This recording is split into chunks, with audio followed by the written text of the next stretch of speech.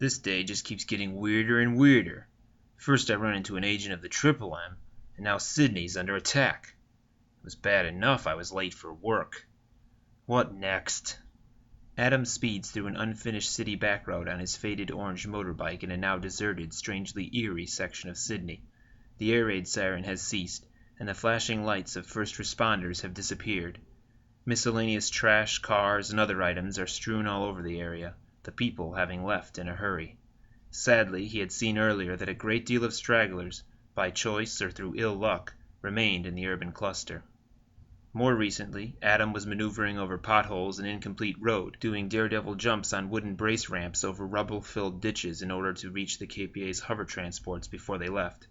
He now figures that he too will be left behind, though, and, having heard a multitude of explosions in the not-so-far-off distance as of late, he worriedly wonders what that will mean.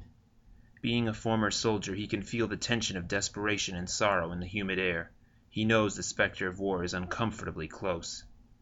While trepidation sinks deeper and deeper into his gut, he glances down for a second and discovers that his work ID has escaped his shirt.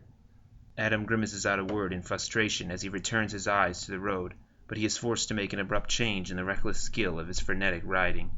Before his very eyes, the world is reconfiguring like a jigsaw puzzle. No, I just had to ask. All around him, the sun-baked earth turns over, cannon-top towers, ground-level energy gun emplacements, and stacks of missile racks usurping the landscape.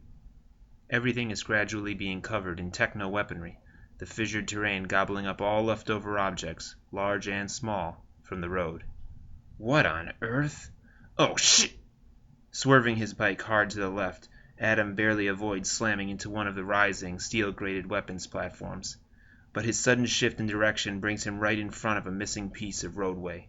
He finds that a narrow strip of remaining pavement is his only option for getting across the 16-foot-wide, 30-foot-long canyon in the center of the road.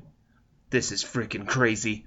Here goes nothing! Giving the throttle everything, he sails over the thin bridge of concrete. Its fragile frame splinters behind him under the weight of his bike and falls toward the seemingly bottomless pit of technology where the city's defenses once slumbered. Adam brings the bike's front up into the air, crossing the final stretch on one wheel, all the while fighting to hold his balance and maintain his speed. At the last second, though, the remaining stone on the cracked strip bridge of ruined street falls away, and the bike's rear dips into the pit. Fortunately, the traction of the front wheel hits the next stretch of damaged road, and then, with the back wheel burning rubber against the cliff's edge, Adam manages to pull himself to safety. His bike is now back on cracked but solid ground, kicking up dust and debris as he zooms onward and looks for refuge from the mounting chaos.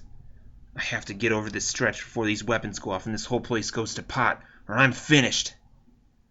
Adam persists on the constantly rearranging road, motor buzzing and wheels screeching against the fractured pavement, while he blazes past countless hazards and dodges plenty of close calls. I can do this. I'm almost in the clear!